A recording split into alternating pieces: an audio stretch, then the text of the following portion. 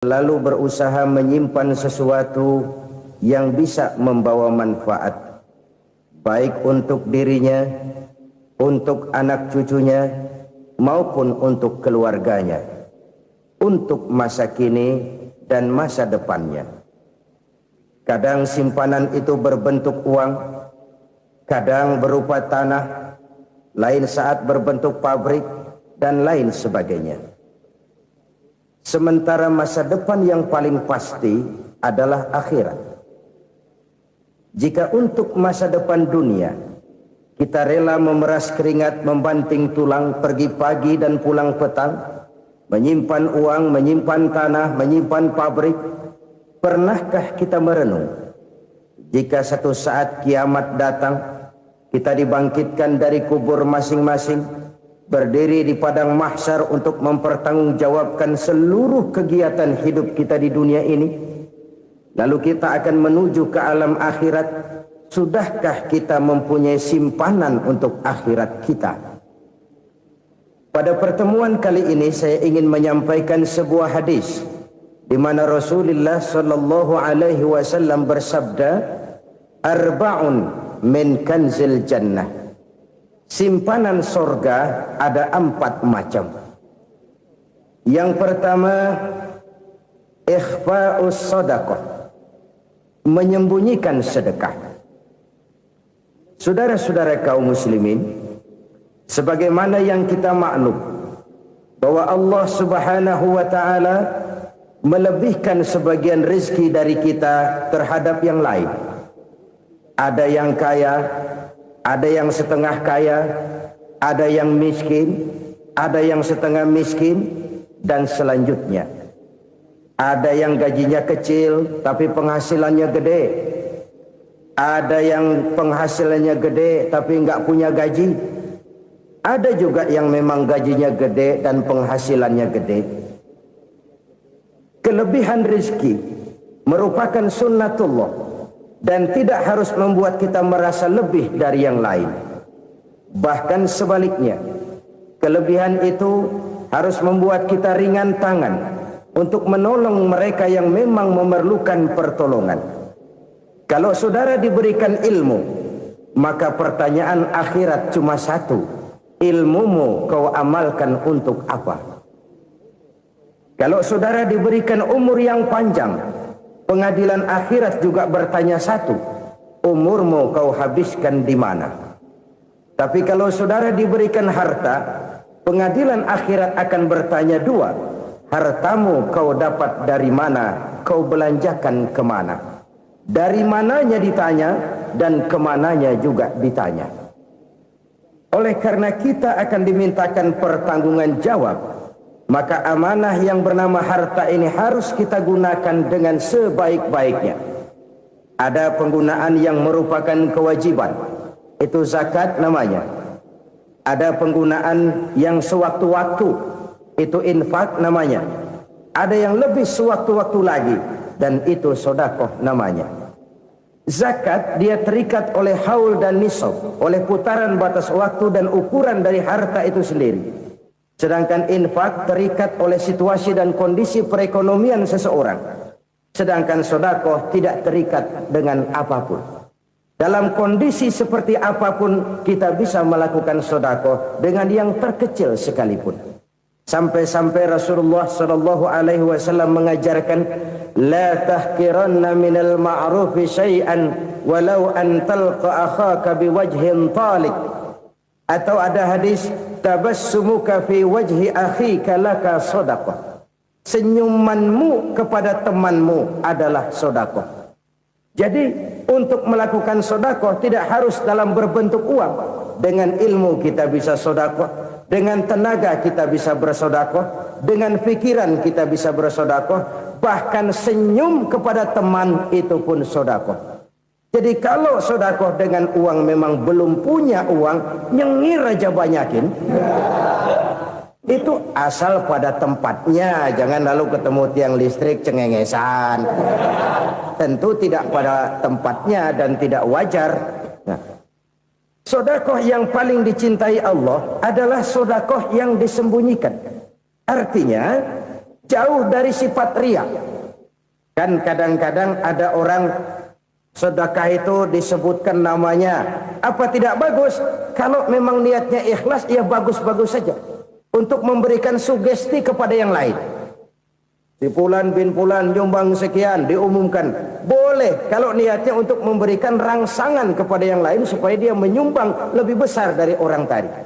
Tapi kalau itu mendatangkan riya, maka sedekah yang paling dicintai Allah adalah sedekah yang disembunyikan. Tangan kiri saja tidak tahu apa yang diberikan oleh tangan kanan.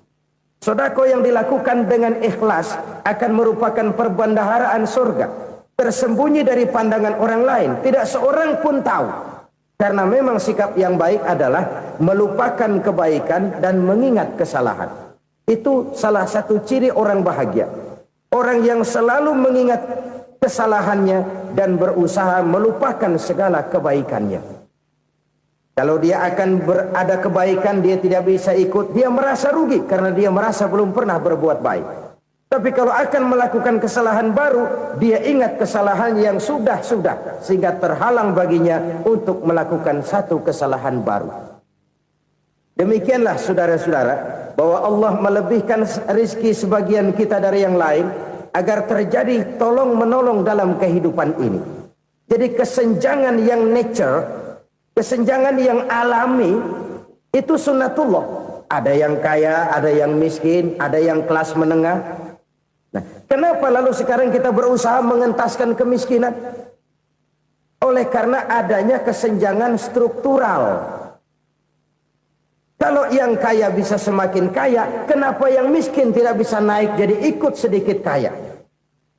Sebab pada dasarnya Islam adalah agama yang sejak turunnya sudah berupaya memerangi kemiskinan. Bahkan dikatakan kemiskinan itu mendekatkan kepada kekufuran. Orang kalau miskin udah dekat banget sama kafir. Gampang menjadi kafir. Berapa banyak saudara-saudara kita yang oleh karena soal perut, oleh karena soal materi, terpaksa meninggalkan dan menanggalkan akidahnya. Menjual petunjuk yang diberikan Allah dengan kesenangan dunia yang cuma sebentar ini. Na'udzubillah, thumma na'udzubillah.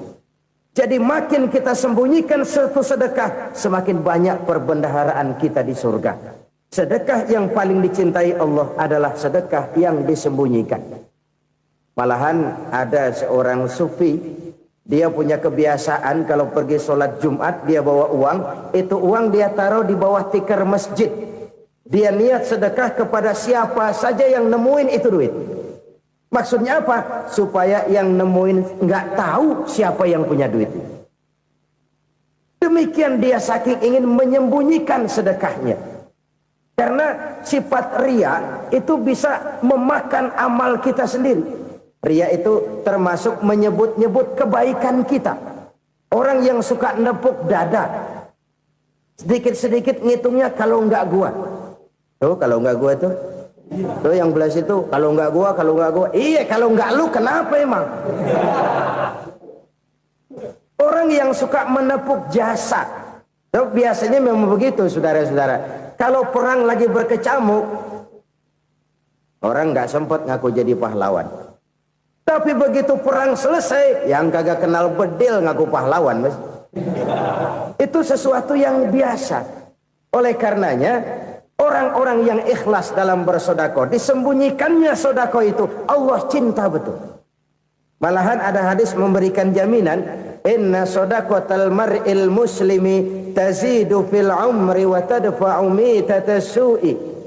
Sesungguhnya sedekahnya seorang mukmin tazidu fil umri, bisa menambah umur panjang.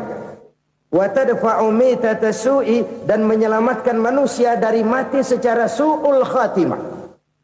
Jadi siapa yang kepengen panjang umur, banyaklah sedekah. Yang bosan hidup, pelit terus. Sedekah menambah panjang umur dan menyelamatkan manusia dari mati secara su'ul khatimah. Pak, katanya umur itu nggak bisa ditambah, nggak bisa dikurangin. Kapan? Kalau ajal sudah datang. Fa idza jaa ajaluhum la yastakhiruna sa'atan wa la yastaqdimun. Kalau ajal datang tidak bisa dimajukan, tidak bisa dimundurkan. Itu kalau ajal sudah datang. Tidak bisa lagi umur ditambah dikurangi, sudah datang. Tapi kalau belum datang, itu kan haknya Allah. Mau ditambah, mau dikurangi, hak prerogatif Allah. Sebagai pencipta manusia, Allah Maha Kuasa dan Maha Mampu. Sedekah ini menambah panjang umur dan menyelamatkan manusia dari mati secara su'ul khatimah. Itu orang mati kan sama ya, kondisinya mati, nggak nafas. Tapi hakikat mati kan lain-lain. Ada yang mati itu husnul khatimah, baik akhirnya. Misalnya lagi ngaji mati, lagi sholat mati, lagi sedekah mati. Ini yang dinamakan dengan husnul khatimah, baik di akhirnya. Sebaliknya ada yang su'ul khatimah, jelek di akhirnya. Ini yang jadi catatan akhir. Lagi nyekek botol, mampus. Lagi banting kartu, modar. Su'ul khatimah, jelek pada akhirnya. Sedekah menyelamatkan manusia dari mati secara su'ul khatimah. Dan kita semua kepengen mendapat husnul khatimah, jauh dari su'ul khatimah.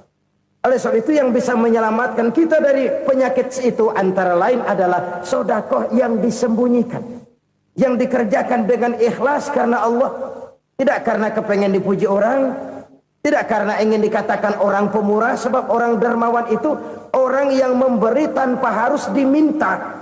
Kalau masih harus diminta, ya belum dermawan namanya, masih harus diminta. Kalau nggak diminta ya tulus, lolos, polos.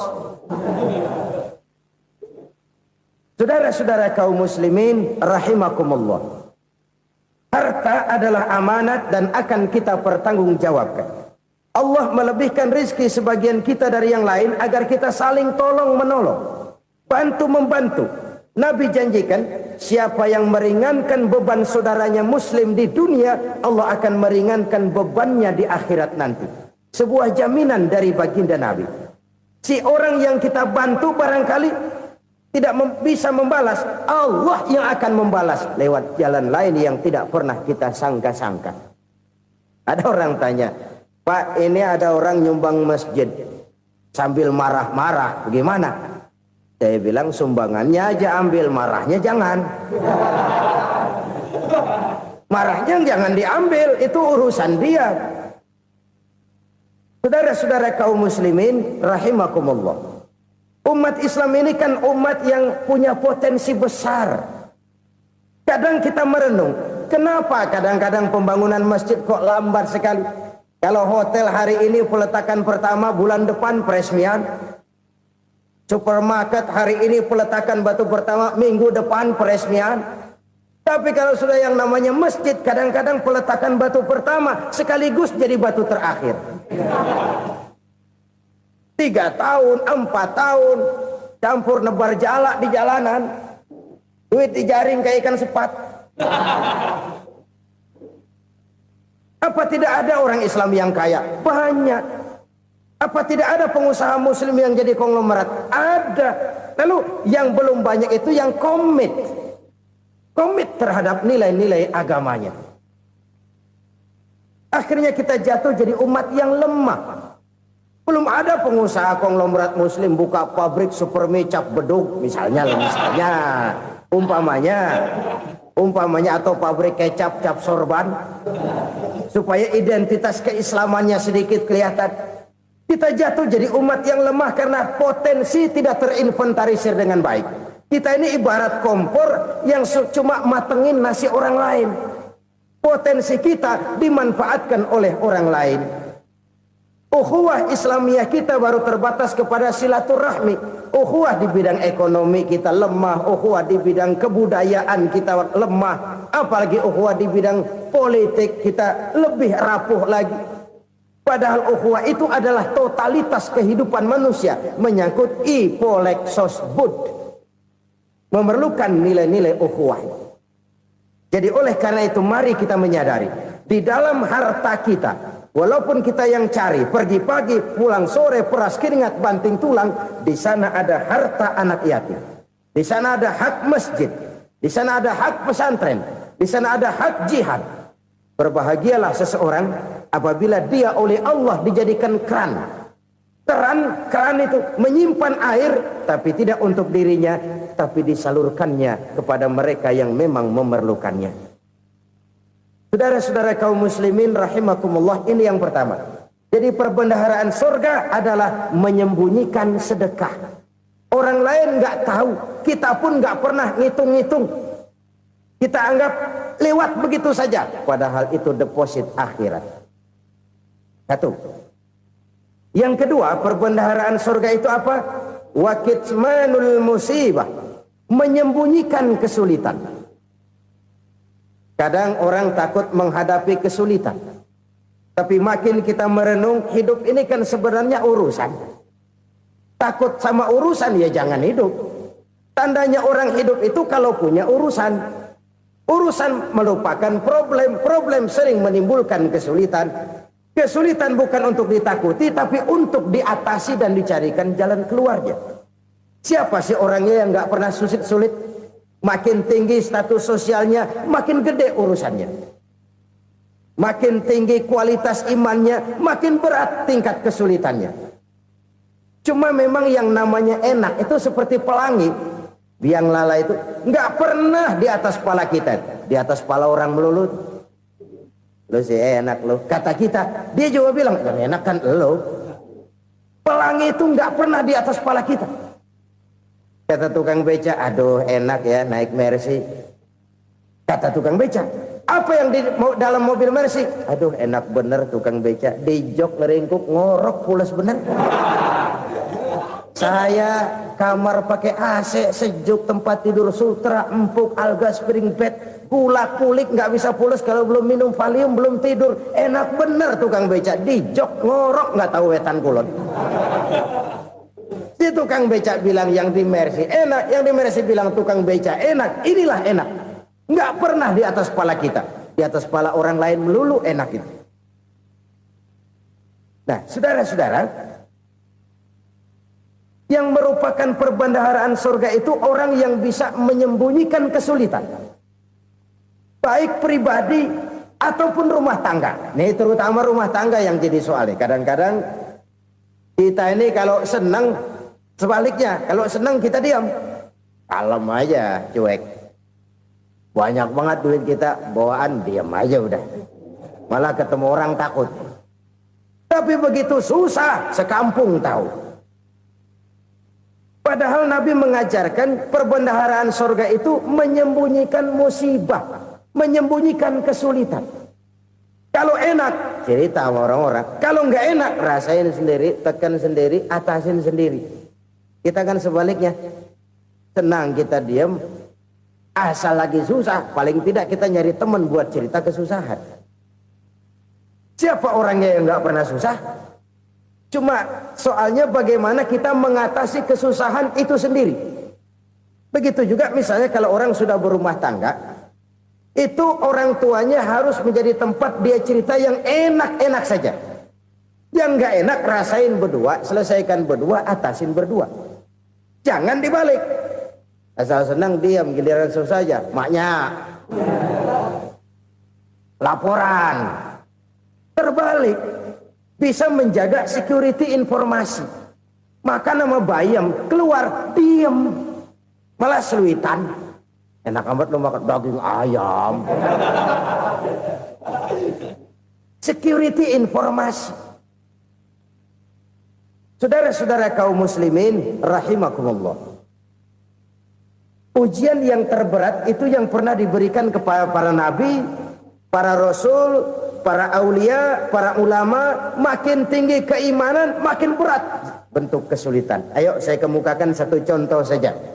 Ada seorang nabi yang kaya, nabi kaya, namanya Nabi Ayub. Iblis kalau orang begini kan keki, ibadahnya rajin, kaya. Nih yang kayak begini susah digodain. Kalau ibadahnya rajin, miskin, kali bisa disogok. Sini imannya mantap, ibadahnya rajin, kaya, nabi lagi. Oh, tapi namanya iblis nggak kurang akal. laporan. Tuhan, kenapa Les? Ya ini bahasa saya, bahasa Qur'annya sih nggak gitu. Itu hambamu yang namanya Ayub, dia rajin ibadah cuma karena dikasih kaya aja. Coba kasih miskin dia, berhenti dia sembahyang. Ah, kamu bisa aja. Saya tahu Ayub itu hambaku yang ikhlas. Saya buktiin Tuhan, silahkan. Dibuktiin lah, iblis turun ke alam ini. Yang mula-mula dia lakukan, dia rusak sawah ladang Nabi Ayub. Dia binasakan binatang ternak Nabi Ayub. Sehingga dalam waktu singkat, jatuhlah Nabi Ayub dari orang paling kaya jadi orang paling miskin. Beliau masih ibadah di mihrab dalam masjid. Datang iblis. Saudara Ayub, ya. Lagi ngapain? Ibadah. Nyembah Allah, nyembah Allah. Oh, percuma. Kenapa? Tuhan yang ente sembah nih, dia udah bikin miskin ente. Sawah ladang ente hancur lebur, binatang ternak binasa. Sekarang ente jadi orang paling miskin. Ngapain nyembah Tuhan kayak begitu? Tekor. Udah berhenti dah ibadah, berhenti ibadah. Ini iblis sama Tuhan laporannya lain, yang dikerjakan kepada Nabi Ayub juga lain. Benar begitu iblis kata Nabi Ayub? Iya, sawah ladang saya habis, buras. Binatang ternak saya binasa, binasa. Saya miskin, bangpak. Apa jawab Nabi Ayub? Bukan innalillahi, ini hebat. Alhamdulillahillazi a'tani wa akhza minni. Segala puji bagi Allah yang telah memberikan harta kepada saya dan sekarang mengambilnya lagi. Alhamdulillah. Allah yang ngasih, Allah yang ambil. Itu mah urusan Allah. Iblis cuman ibadah jalan terus, sujud lagi Nabi Ayub. Iblis seleher gondok banget. Dasar Nabi nggak mempan dia apa-apain. Miskin malah alhamdulillah. Allah yang ngasih, Allah yang ngambil. Jadi kalau kita tidak komit, kita tidak terikat kepada kaya, miskin, senang, susah, apa yang bisa bikin kita susah? Jadikan kekayaan, kemiskinan, jadikan senang, susah sebagai anak buah yang bisa kita atur. Jangan kekayaan ngatur kita, jangan kemiskinan ngatur kita. Kita yang harus mengatur mereka. Senang, susah, kaya, miskin, bahagia, sengsara, jadikan itu anak buah yang bisa kita atur. Kalau sekarang kita kaya, lain saat boleh jadi kita miskin, semiskin-miskinnya. Allah yang ngasih, Allah yang ngambil. Tenaga mana yang bisa menghalangi? Ibadah jalan terus. Iblis makin gondok. Dasar Nabi loh. Akhirnya apa? Nabi Ayub dikerjain, diberikan penyakit. Demikian fatal penyakitnya. Bayangin, udah miskin sakit. Masya Allah. Miskin sakit. Sakitnya nggak lama, kira-kira 16 tahun. Istrinya 3, 2 mental minta ceraiin. Ngerawatin laki bengek begini. Senang belum tentu, susah udah pasti nih. Cerai aja, cerai dah. Cerai. Tinggal satu Siti Rahmah yang setia menemani beliau. Sesetia-setianya hati perempuan. Satu saat Siti Rahmah bilang, "Bang, iya, abang kan Nabi bang. Lalu, namanya Nabi kan doanya jarang meleset bang. Maksud kamu minta kenapa sih sama Tuhan biar abang sembuh baik dah bang?" Siti Rahmah, iya. Saya sakit berapa tahun sih dah? 16 tahun bang. Sebelum ini saya sehat berapa tahun? Ya kira-kira 60 tahun bang. Nah coba ente banding-bandingin Rahmah. Saya dikasih sehat 60 tahun. Dikasih sakit 16 tahun. Sudah nggak sabar. Mau doa kepada Allah minta sembuh. Saya malu. Malu kepada Allah. Diuji dengan yang luar biasa seperti ini. Tidak mengganggu stabilitas kehambaannya. Dia tetap menghamba kepada Allah subhanahu wa ta'ala. Saudara-saudara kaum muslimin rahimakumullah. Kunci menghadapi kesulitan itu apa? Allah jelaskan dalam satu ayat, wa basyiris sabirin alladzina iza asabathum musibah qalu inna lillahi wa inna ilaihi raji'un. Gembirakan orang-orang yang sabar. Siapa mereka itu? yang apabila mendapat musibah mereka kembali kepada keyakinan dasar segalanya dari Allah dan segalanya akan kembali kepada Allah. Ini konsepsi dasar dari sikap muslim dalam menghadapi berbagai kesulitan. Segalanya dari Allah, segalanya akan kembali kepada Allah. Kalau ini sudah kondisi dasarnya, maka kita akan lapang menghadapi kenyataan bagaimanapun pahitnya. Apakah itu namanya miskin, apakah itu namanya sakit, bahkan maut sekalipun. Maut sekalipun. Segalanya dari Allah, segalanya akan kembali kepada Allah. Ini sikap hidup, bukan sekedar ucapan. Kita kadang-kadang menjadikannya sebagai ucapan. Mulutnya sehingga berhenti, innalillahi wa inna ilaihi rajiun, tapi nangisnya terus gerung-gerungan. Bukan itu, ini kesadaran moral. Kalau segalanya dari Allah, segalanya kembali kepada Allah, kan sebenarnya cuma nunggu giliran. Hari ini saya nyembayangin dia, entah hari apa saya disembayangin orang. Hari ini saya antar dia ke kubur, entah hari apa orang nganterin saya ke kubur. Hari ini saya tahlilkan dia, entah nanti kapan orang tahlilkan saya. Segalanya dari Allah, segalanya akan kembali juga kepada Allah. Oleh sebab itu saudara-saudara, kesulitan bukan untuk ditakuti. Kesulitan justru untuk diatasi, dicarikan jalan keluarnya. Dan tidak ada orang yang tidak pernah mendapat kesulitan. Tidak ada. Semakin tinggi status sosial, semakin tinggi kualitas keimanan, semakin besar juga tingkat kesulitan. Hanya saja bagaimana cara kita mengatasinya. Dan Al-Quran menyatakan, inna ma'al usri yusra. Di balik kesulitan itu pasti ada kemudahan. Roda itu berputar. Karena itu Rasulullah sallallahu alaihi wasallam mengingatkan kepada kita, ta'arraf ilallahi firraha ya'rifka fisyiddah. Ingatlah kepada Allah di waktu kamu senang, supaya Allah ingat kepada kamu di waktu kamu susah. Kalau waktu senang kita ingat kepada Allah, kita susah, Allah tidak akan meninggalkan kita.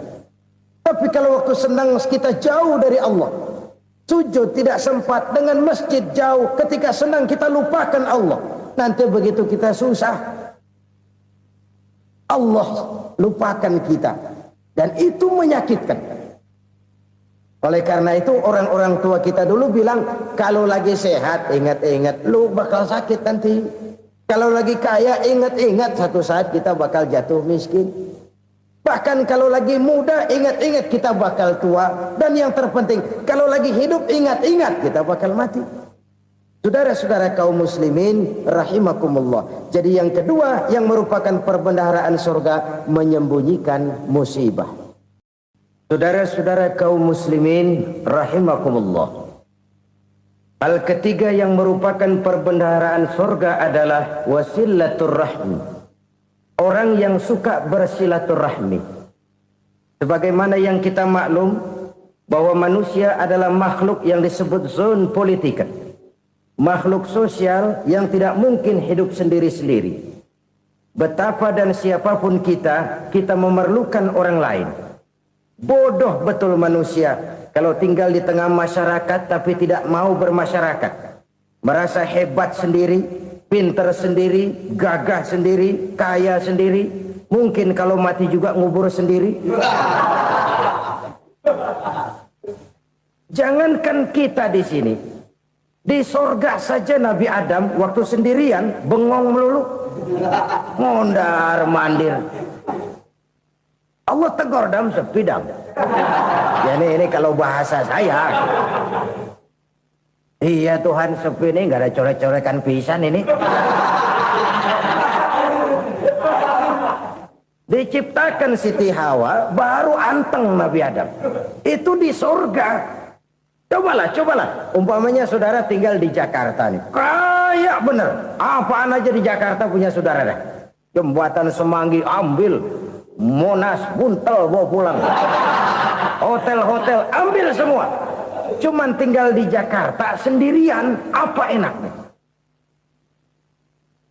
Betapa dan siapapun kita perlu orang lain. Tidak ada seorang pun yang bisa memenuhi kebutuhan hidupnya secara sendiri-sendiri. Nah, Islam telah menyelamatkan manusia dari ras diskriminasi. Mengikat manusia dengan persaudaraan yang berlandaskan kepada akidah. Karena itu dianjurkan bersilaturahmi. Bahkan Nabi menyatakan, man arada ayyubsata lahu fi rizqihi wa yunsa'a fi atharihi falyasil rahimah. Siapa yang kepengen diluaskan rezekinya dan dipanjangkan usianya, banyaklah ia bersilaturahmi. Siapa yang kepengen dimudahkan rezekinya, hendaknya ia banyak bersilaturahmi. Kalau banyak teman, kesulitan kan paling tidak ada tempat cerita. Udah susah, sendirian kita pikirin diri, nggak ada tempat tukar pikiran. Cepet banget sama bengek. Dilawan sendiri. Nah, secara makro kita bisa berkata, tidak mungkin ada kemenangan kalau tidak ada kekuatan. Tidak ada kekuatan kalau tidak ada kesatuan dan persatuan. Tidak mungkin ada kesatuan dan persatuan tanpa semangat silaturahmi.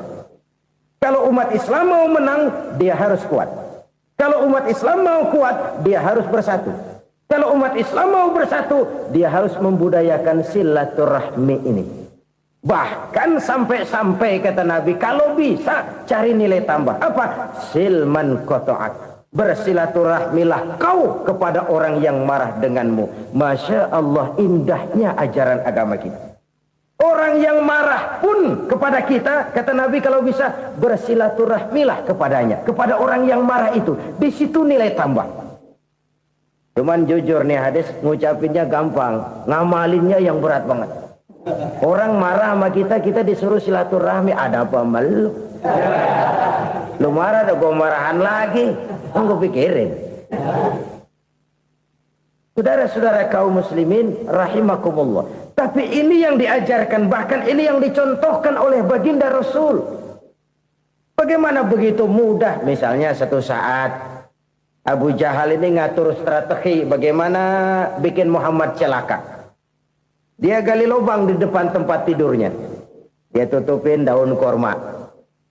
Terus dia panggil seseorang, ke sini. Kasih tahu Muhammad, pamannya sakit keras, minta ditengokin. Berangkat orang ini ke sana. Muhammad, labbaik. Pamanmu sakit keras, dia minta ditengokin. Baik, saya akan datang menjenguk beliau. Berangkatlah Nabi ke rumah Abu Jahal tanpa prasangka apapun. Abu Jahal udah pasang setil, selimut 3 rangkap setengah dipakai. Persis kayak orang meriang. Tapi sembari ngintip dari balik selimut, begitu Muhammad buka pintu, nah masuk perangkap nih. Muhammad jalan menuju tempat pembaringan. Makin lama makin dekat, makin lama makin dekat, makin dekat ke lubang yang dipasang oleh Abu Jahal itu. Dalam hati Abu Jahal, terus dah jatuh, mampus dah lo ini. Mampus lo hari ini nih. Apa yang terjadi? Malaikat Jibril datang. Muhammad, pamanmu cuma pura-pura sakit. Di depan tempat tidurnya ada lubang perangkap supaya kamu jatuh ke situ. Sudah, kamu pulang. Balik kanan Nabi. Sudah hampir jatuh ke lubang, balik kanan, pulang. Bayangin kecewanya Abu Jahal. Muhammad dikit lagi, Muhammad dikit lagi. Enggak, paman, saya pulang aja. Emosi bangun dari tempat tidur, enggak sadar kalau lagi pura-pura sakit.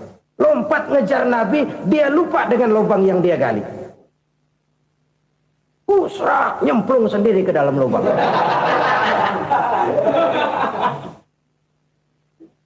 Nabi terus berlalu. Ini terjadi keanehan.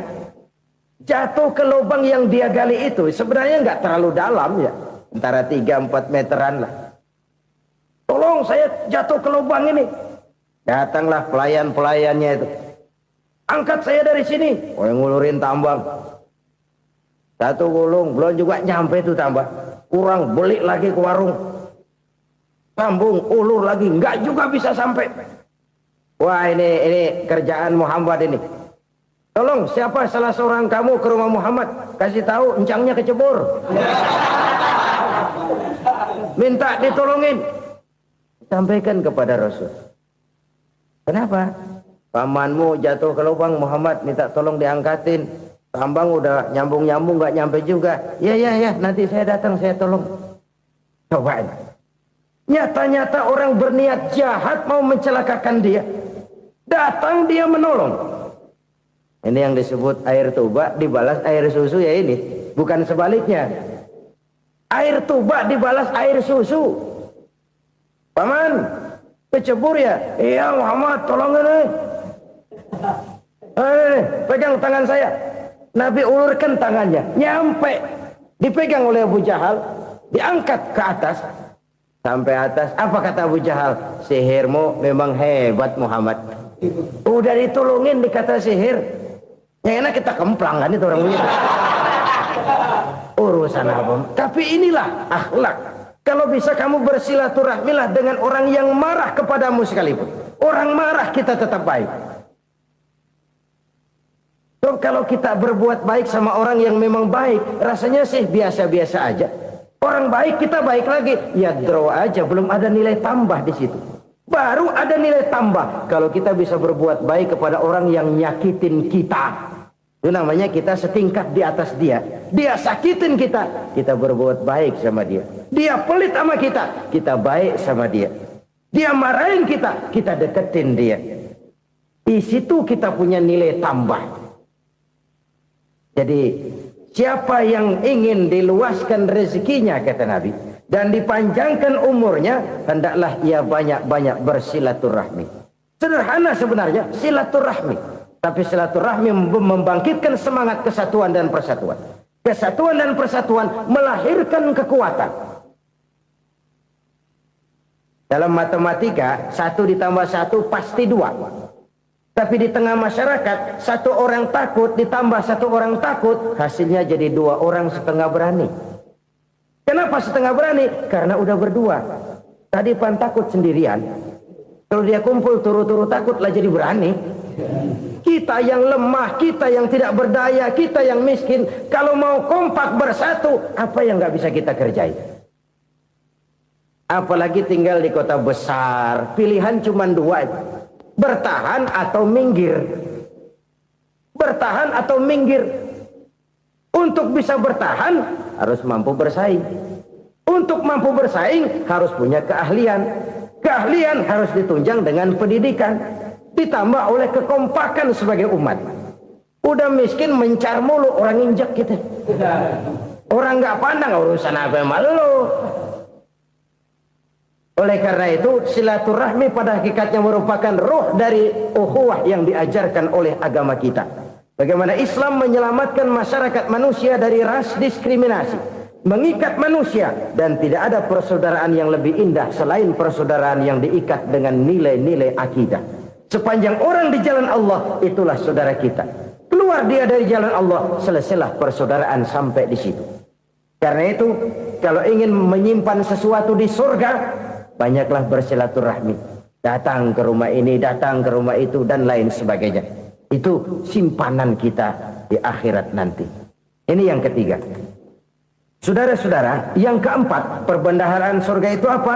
Wa qawlu la hawla wa la quwwata illa billah. Ucapan la haula wa la quwwata illa billah. Ibadah kan ada yang berat, modalnya besar. Bangun masjid berat, modalnya besar. Bangun rumah sakit berat, modalnya besar. Ada ibadah yang berat tapi modalnya ringan. Misalnya puasa.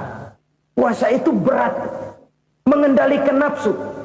Kalau sekedar nggak makan nggak minum sih enteng, mengendalikan nafsu itu jihad terbesar. Tapi kan modalnya ringan, cuma niat saja. Ini ibadah berat, modalnya ringan. Ada ibadah yang ringan, modalnya juga enteng. Seperti termasuk ucapan la haula wa la quwwata illa billah. Tanpa sadar, la haula wa la quwwata illa billah, nyelengin tuh di surga. Nyelengin, kita nggak terasa nyelengin simpenan akhirat. La haula wa la quwwata illa billah, nyimpan lagi. Kaget, la haula wa la quwwata illa billah, nyimpan lagi. Banyak simpanan. Walaupun sebenarnya yang dimaksud di sini adalah kesadaran batin bahwa tidak ada daya dan kekuatan kecuali Allah. Itu intinya. Kita memulai pekerjaan disunahkan baca bismillah, kan begitu. Apa itu? Kesadaran moral. Bahwa ini saya bisa kerjakan. Saya kerjakan ini dengan menyebut nama Allah. Kenapa? Kalau Allah tidak memberikan daya dan kekuatan, mana mampu saya kerjakan ini. Maka saya kerjakan ini dengan menyebut nama Allah. Bismillah. Kesadaran moral. Manusia hanya wajib berusaha, tapi nggak pernah wajib berhasil. Banyak hal-hal yang kalau kita renungkan secara rasio nggak mungkin. Tapi jadi kenyataan. La haula wa la quwata illa billah. Tidak ada daya dan kekuatan kecuali bagi Allah semata-mata. Kesadaran moral akan kelemahan dan keterbatasan makhluk bernama manusia. Kadang kita kagum dengan otak, tapi kita sering lupa sama yang bikin otak. Padahal bagaimanapun hebatnya otak, yang bikin otak pasti lebih hebat dari otak. Nggak percaya, silahkan otak-otakan. Inilah kecenderungan. Kita kagum dengan pesawat-pesawat mutakhir, bukan main, besi gede banget terbang itu. Alangkah hebatnya. Lalu apa yang bikin otak tidak lebih hebat dari itu semua? Kita puji laut. Apa yang bikin laut tidak lebih hebat dari laut itu? La haula wa la quwata illa billah. Tidak ada daya dan kekuatan kecuali Allah. Apa yang bisa kita lakukan kalau tidak karena daya dan kemampuan yang diberikan oleh Allah kepada kita? Lahirlah sikap tawadu, rendah hati, tidak melonjak menjadi angkuh dan sombong, sadar akan kelemahan dan keterbatasan diri sebagai makhluk yang diciptakan oleh Allah Subhanahu wa taala. Jadi satu sisi ini ucapan yang berpahala, la haula, jadi wiridan. Pada sisi lain ini kesadaran moral, sikap mental, kesadaran batin bahwa yang punya daya dan kekuatan itu cuma Allah. Kita nggak pantas untuk sombong, sebab sombong itu pakaiannya Allah. Kita nggak sedang pakai pakaian Allah, kegedean. Dan makin kita renungi, makin terbentur. Apa sih yang bisa kita sombongin? Kita mau sombong apa? Kaya, pintar, itu kan semua relatif. Di atas langit masih ada langit lagi. Jadi oleh karenanya, marilah kita menyadari, manusia hanya wajib berusaha, tapi tidak pernah wajib berhasil. Yang berusaha saja tidak wajib berhasil, apalagi yang tidak berusaha. Islam bukan agama orang pemalas yang selesai sholat lalu endelohom, nggelenggem ayem-ayem. Tapi Islam bukan agama orang sombong yang setelah berusaha lalu tidak memerlukan Allah.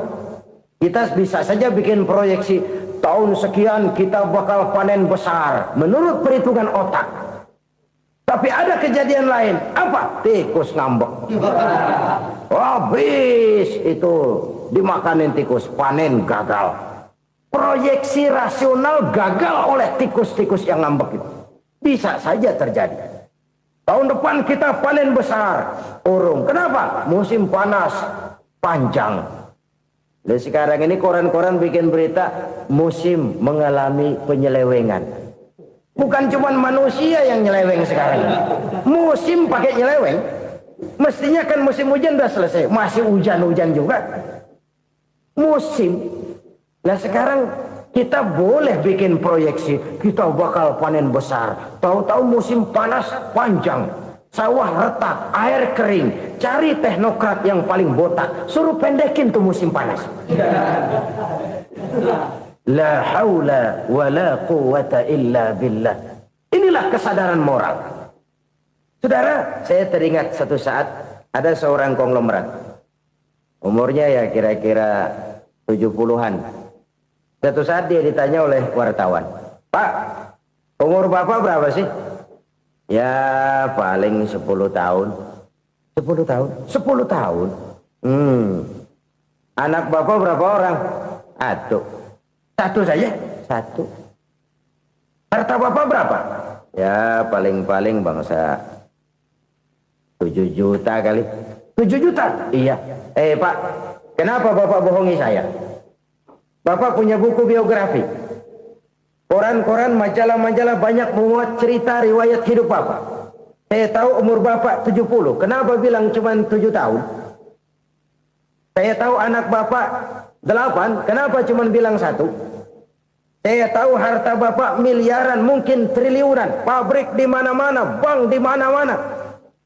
Kenapa bilang uang bapak cuma 7 juta? Nah, kata si konglomerat tadi, kamu benar nak, kamu benar. Umur saya kalau jumlahnya memang 70 nak.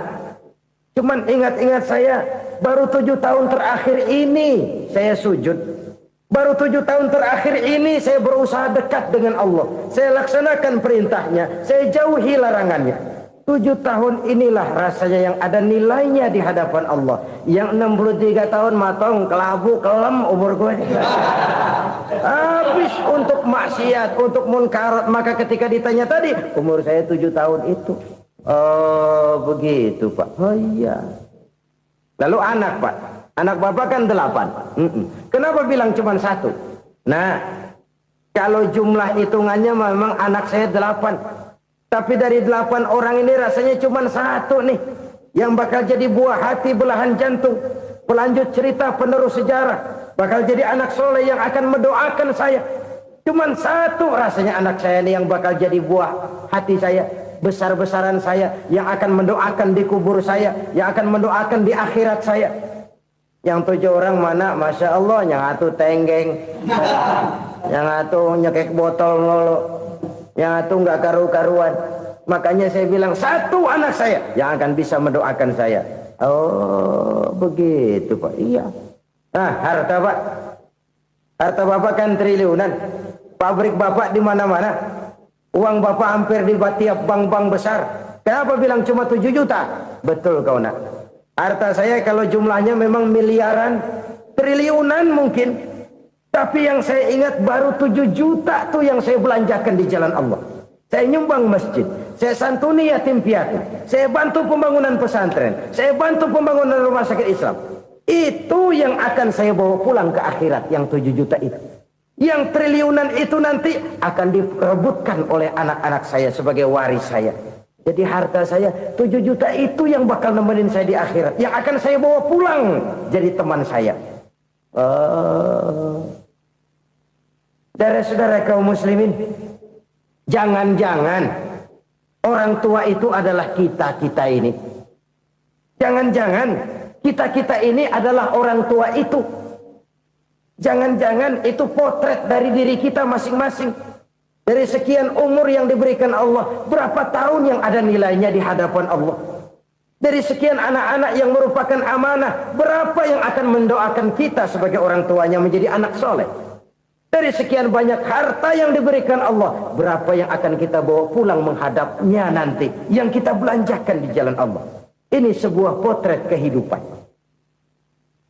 Karena itu kita kembali kepada la haula wa la quwwata illa billah. Kita wajib berusaha, kita wajib berikhtiar. Selebihnya, segala daya dan kekuatan hanya milik Allah saja semata-mata. Satu kesadaran batin dari setiap pribadi muslim. Setelah ia berusaha dan berikhtiar, ia menyerahkannya kepada Allah Subhanahu wa ta'ala. Jadi, satu sisi ini merupakan wiridan ucapan yang mengandung pahala. Pada sisi lain, ini merupakan sikap batin dari seorang muslim di dalam ia menghadapi realitas kehidupan ini. Saudara-saudara kaum muslimin rahimakumullah. Kalau ini kita jadikan satu basis kehidupan, maka ini akan menyelamatkan manusia dari kemungkinan tergelincir menjadi orang yang lupa diri dan lupa darat. Sebab itu Imamul Ghazali berpesan, jadidis safinah fa innal bahra amiq wa khuziz zad fa inna safara ba'id wa khaffifil hamla fa innal hamla sadid. Perbarui selalu kapalmu karena lautan sangat dalam. Bawa bekal yang banyak karena perjalanan ini sangat jauh. Ringankan beban karena kebanyakan beban akan menyakitkan. Alangkah indah kalimat ini, alangkah dalam makna yang terkandung di sana. Perbarui selalu kapalmu karena lautan sangat dalam. Apa artinya ini? Jaga mentalmu baik-baik. Pelihara imanmu baik-baik karena hidup penuh cobaan seperti lautan. Kita kalau berlayar di lautan kan kadang-kadang tenang, angin bertiup sepoi-sepoi basah. Jika malam datang bintang gemintang bertabur menghias cakrawala. Rembulan memantulkan sinarnya dengan indah. Dalam keadaan begitu berlayar enak. Tapi lain saat ombak menggunung, halilintar menyambar, angin topan bertiup. Berapa banyak sudah saudara-saudara kita yang tenggelam di lautan dunia tanpa sadar bahwa dia belum sampai kepada pantai yang akan dituju. Berapa banyak sudah saudara-saudara kita yang tenggelam di lautan dunia ini tanpa sempat bangkit lagi. Dia menyangka sudah sampai kepada tujuannya. Hati-hati kapal jangan sampai bocor karena lautan sangat dalam. Iman ini jaga baik-baik karena hidup penuh dengan ujian. Wa khuzizat fa inna safara ba'id. Bawa bekal yang banyak karena perjalanan sangat jauh. Saudara mau ke Bandung, bawa duit. Saudara mau ke Surabaya, banyakan lagi duitnya. Saudara mau ke Mekah, gepokan, iketan tuh duit nggak lembaran lagi. Makin jauh perjalanan, makin banyak bekal yang harus kita bawa. Kalau saudara dari Jakarta mau ke Surabaya, kagak bawa duit berangkat juga, itu sih bukan berani namanya, nekat. Sampai Surabaya belum tentu, sengsara di jalan udah pasti. Kenapa? Nggak bawa bekal berangkat. Sama juga kita nih, misalnya belum sempat sembahyang, mati. Waduh, berani banget orang. Belum punya bekal, mati. Sengsara di jalan. Atau bekal tidak cukup. Dari Jakarta saudara mau ke Surabaya, bawa duit 500 perak. Paling jauh Cikampek nyampenya itu. Paling jauh itu. Antara jauhnya perjalanan dengan bekal yang saudara bawa tidak seimbang. Hidup ini perjalanan panjang. A walking tour. Dimulai dari alam arwah. Sebelum jasad diciptakan, roh diciptakan lebih dulu. Dari situ pindah ke alam rahim. Dari alam rahim pindah ke alam dunia. Dari alam dunia pindah ke alam barzah. Baru menuju akhirat. Satu perjalanan panjang. Kalau bekal tidak bawa, sengsara di jalan. Bawa bekal yang banyak karena perjalanan ini sangat jauh. Wa khaffifil hamla, ringankan beban karena beban itu cuma akan menyulitkan. Kalau bekal itu sih keperluan, tapi beban nggak kita perluin, cuma ngeberat-beratin. Apa ini beban? Dosa, kecurangan, kebatilan, kezoliman, ketidakadilan, kesewenang-wenangan. Itu akan jadi beban kita di akhirat. Alangkah celakanya, perjalanan panjang, bekal tidak bawa, beban kelewat banyak, alamat sengsara di jalan. Pahala tidak ada, dosa berlipat ganda. Na'udzubillah, summa na'udzubillah. Kalau kita rangkum nasihat Al-Ghazali dengan kisah si konglomerat tadi, kita akan mengambil kesimpulan. Pertama, bekal terbaik dalam menghadapi gejolak kehidupan ini tidak lain adalah iman. Yang kedua, pahala dan dosa. Dua hal kontroversial. Pahala adalah bekal, dosa adalah beban. Tapi kita sekarang kan tidak begitu terangsang kepada yang abstrak. Orang berlomba mencari yang konkret-konkret saja. Yang real. Kalau memang dosa, benjol dong. Kira-kira begitu. Kira-kira begitu. Persis orang Yahudi dulu. Orang Yahudi itu kan pernah minta kepada Nabi Musa. Ya Musa, lan nu'mina laka hatta narallaha jahrah. Musa, kami nggak bakal mau beriman kepada Allah kalau belum kami lihat Allah ada nongkrong di depan kami. Kalau memang Tuhan ada, taruh dong di depan kami. Mau yang konkret-konkret saja. Kalau memang dosa, benjol dong. Kalau memang pahala, berasa dong. Orang terangsang kepada yang real, yang konkret-konkret saja. Karena itu, untuk mengejar dosa, orang mau bayar. Tapi untuk mengejar pahala, walaupun tidak bayar, orang segan. Ini yang dikatakan oleh Nabi, kamu mengharapkan ke surga, tapi kamu berat melaksanakan sesuatu yang bisa membawa kamu ke surga. Kamu ingin jauh dari neraka, tapi tiap saat kamu lakukan perbuatan-perbuatan yang justru menjerumuskan kamu ke neraka. Idda'aitum an-najata minan nar wa ramaitum fiha anfusakum. Kamu ingin selamat dari neraka, tapi kamu lemparkan diri kamu ke neraka. Kamu ingin masuk surga, tapi berat sekali kamu melakukan perbuatan-perbuatan yang bisa menyampaikan kamu di surga. Saudara-saudara kaum muslimin rahimakumullah. Jadi hal keempat yang merupakan perbendaharaan surga adalah la haula wa la quwata illa billah. Satu sisi ini merupakan ucapan yang memperberat timbangan akhirat. Pada sisi lain ini merupakan sikap hidup seorang muslim. Kesadaran batin yang sangat dalam bahwa tidak ada daya dan kekuatan kecuali Allah. Dan itu kita simbolkan pada saat memulai pekerjaan dengan Bismillah. Dengan menyebut nama Allah. Satu kesadaran moral. Saya hanya bisa melakukan ini karena diberikan daya dan kekuatan oleh Allah.